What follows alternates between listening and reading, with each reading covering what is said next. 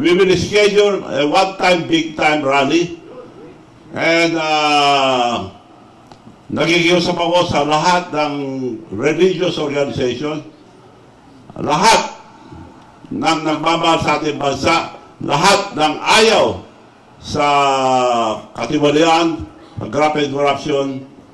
So lahat, inanyayaan ko kayo, pero magtatanong ako kung kailan yun, but it should be ASAP. And we will march to Malacanang. Yung rally, one-time, big-time rally na sabi nyo, kinakasan ninyo, kakausapin nyo yung mga religious sector at lahat ng galit sa korupsyon. Sa tingin nyo ba, Gov, ay mas makabubuting ito'y taon sa February? Sa buwan ng February kasi yung 40 years na sinasabi ninyo ay nangyari din ho nung February 1986. Nasa grupo yan dahil I will not decide for the date. Magde-decide yung religious organizations and the opposition, lahat na nagmamahal sa ating bansa. Tatawagin ko lahat at tawagan nyo rin ako, magigiusap ako na sila mag-decide ang date.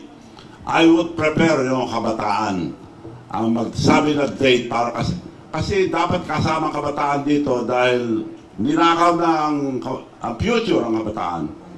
And I remember very well yung sinabi ng national hero natin. Sa dami ng sinulat, isa lang ang ano ko sa utak ko. Ang kabataan ang kinabukasan ng ating bansa. Yun ang sabi nung sa Rizal. So, nangyayang ko mga kabataan, huwag kayo matakot. Future niya ito, hindi po sa amin. Para sa inyo po ito. Kung gusto nyo pagpatuloy na ganito, nasa inyo yan.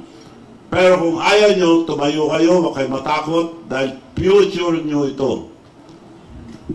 Pero Gov, kung sakaling makausap po ninyo lahat ng mga religious sector at ang sabihin ho nila sa inyo ay ikaw na Gov ang magdesisyon, prefer po ba ninyo yung date na February din? Maganda rin, para malamig pa yung February. Maganda yung February. At may sasabay din dun sa 40 years na Yes, pasok pa rin sa 40 years. 1986 na sinasabi Pasok niyo. pa rin sa 40 years. Okay, so para lang klaro, kung kayo ho ang tatanungin, gusto ho ninyo gawin ito ng February 25, 2026 o ano po? No, 26. Dito, hindi na... Hindi, February, anong date po? Kung kayo po yung pagdidesisyonin. Ako, gusto ko ASAP, ngayon na eh. Pero depende kung anong gusto ng mga grupo. Kung February, February. Okay, thank you, Gov.